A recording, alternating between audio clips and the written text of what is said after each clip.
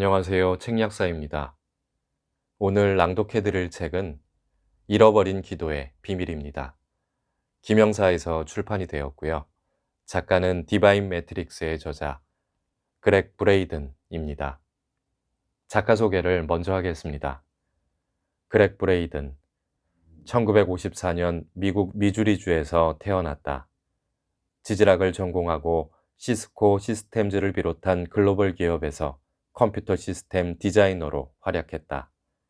1991년 직장 생활에서 벗어난 그는 마음속 열망을 현실로 만드는 방법을 찾아 지구 곳곳을 여행하고 고대 문헌과 과학 자료를 연구했다.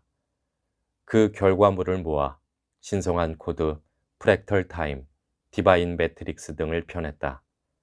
그의 책들은 언론과 대중의 찬사 속에 40개 이상 언어로 번역되었다. UN, 포춘 500대 기업, 미군, 주류 대학의 강연자로 초청받은 바 있으며 2015년부터 2020년까지 종교 분야의 노벨상이라 불리는 템플터상 후보에 올랐다. 이상입니다. 저는 개인적으로 묻고 싶은 게 있는데요. 여러분들은 혹시 기도를 하시나요? 요즘 종교인보단 비종교인이 많은 시대에 살고 있기도 한데요. 기도가 과연 나에게 무엇인지 이 책을 읽어보시면서 생각해 보시는 시간이 되었으면 좋겠습니다. 그럼 낭독 시작하겠습니다.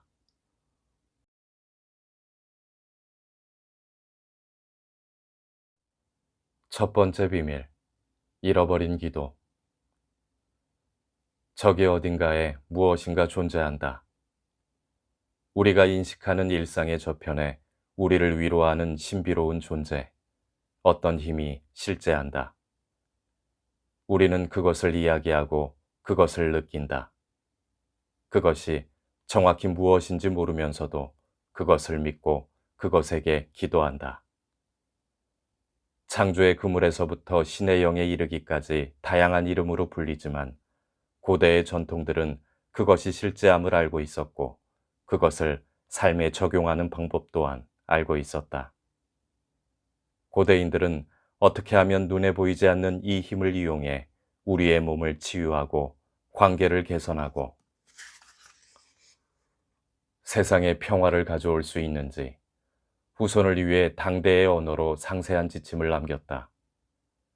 오늘날 우리는 몸의 치유, 관계의 개선, 세계의 평화라는 세 가지 염원이 잃어버린 기도 양식으로 수렴한다는 것을 알게 되었다. 하지만 일반적인 기도와는 달리 이 기도는 말을 전혀 사용하지 않고 감정이라는 침묵의 언어에 기반한다. 이 기도는 기도가 이미 응답을 받은 것처럼 감사하는 마음을 가질 것을 권한다. 고대인들은 이런 감정을 통해 우리가 창조의 힘, 곧 신의 영과 직접 소통할 수 있다고 믿었다. 20세기 들어 현대과학은 신의 영이 일반적인 에너지 형태와는 다른 에너지장이라는 것을 재발견한 듯하다. 신의 영은 시간이 시작된 이래 어디에서나 언제나 존재해온 것으로 여겨진다. 양자 물리학의 아버지로 인정받는 막스 플랑크는 이 에너지장의 존재가 물질 세계를 책임지는 위대한 지성의 존재를 암시한다고 주장했다. 이 힘 뒤에 의식과 지성을 가진 마음이라는 것이 존재한다고 상정해야 한다. 그러면서 그는 이 마음이 바로 모든 물질의 매트릭스라고 결론 짓는다. 오늘날의 과학자들은 이를 통일장 등의 용어로 언급하면서 플랑크의 매트릭스가 사실상 지성을 갖고 있음을 입증했다. 고대인들이 암시했듯이 이 에너지장은 인간의 감정에 반응한다. 그것을 무엇이라 부르든 과학과 종교가 그것을 어떻게 규정하든 우리가 끊임없이 서로를 끌어당기게 만들고 우리를 더 높은 힘에 이어주는 거대한 자석 같은 힘이 어떤 에너지장이 어떤 존재가 어딘가에 있는 것이 분명하다. 이 힘의 존재를 알고 있다는 것은 유의미하고 실용적인 방식으로 그 힘과 소통할 능력이 우리에게 있음을 뜻한다. 마음속 깊은 곳의 상처를 치유하고 세계 평화를 이끌어내는 그 힘이야말로 인류가 한 종족으로서 살아남을 열쇠인지도 모른다.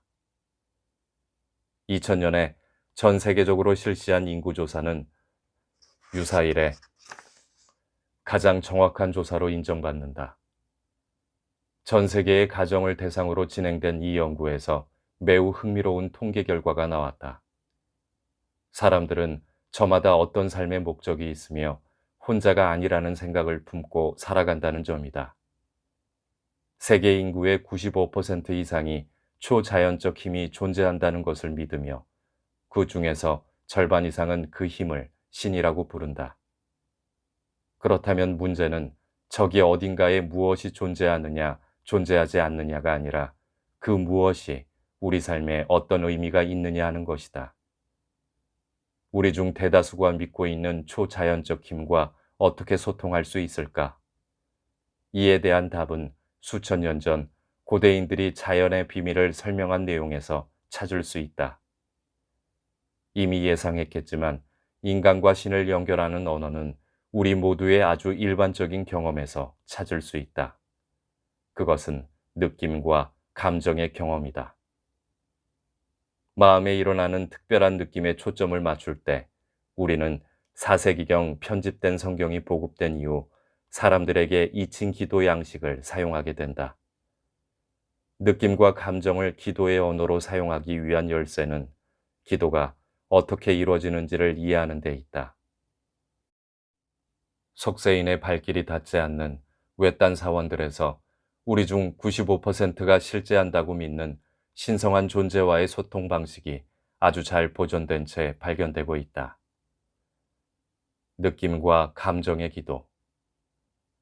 주지스님의 대답을 듣는 순간 나는 의아해하지 않을 수 없었다. 무릎 아래 돌바닥의 냉기가 그날 아침 겹쳐 입은 두 겹의 축축한 옷을 파고들었다. 티베트 고원에서는 날마다 여름과 겨울을 함께 경험하게 된다. 태양이 중천에 떠오르면 여름이 되고 히말라야의 삐죽한 산봉우리 뒤로 혹은 나를 에워싼 듯한 사원의 높은 담장 뒤로 해가 저물고 나면 겨울이 된다. 오래된 사원의 돌바닥에 맨발로 서 있는 것처럼 냉기가 몰려왔지만 나는 그곳을 떠날 수 없었다. 내가 20명의 사람들을 지구 반대편으로 향하는 여행에 초대한 데는 그만한 이유가 있었다. 그날 우리 일행은 지구상에서 가장 외딴 곳에 자리한 장엄하고 신성한 지식의 보물창고 티베트 고원의 사원에 있었다. 우리의 몸은 지난 14일 동안 해발 4,800m 이상의 고지대에 적응해왔다. 우리는 나무바지선을 타고 차가운 강을 건넌 뒤 구닥다리 중국제 버스에 몸을 싣고 몇 시간을 달렸다. 버스 바닥에서 피어오르는 먼지구름 때문에 수술용 마스크를 쓰고 있어야 했다. 버스는 사원만큼이나 오래되어 보였지만 통역자는 그렇지 않다고 나를 안심시켰다. 행여 바깥으로 튕겨나갈세라 흔들리는 버스 안에서 옆좌석을 움켜잡다 못해 서로를 부여잡고 마음을 다잡으며 폭우에 다리가 떠내려간 곳과 길도 없는 사막을 건너온 것은 바로 이곳에서 이 순간을 맞이하기 위해서였다. 나는 생각했다. 포근한 휴식은 잠시 미뤄두자. 오늘은 해답을 얻는 날이다. 내 앞에는 사원의 주지스님이 가부좌를 틀고 앉아 있었다.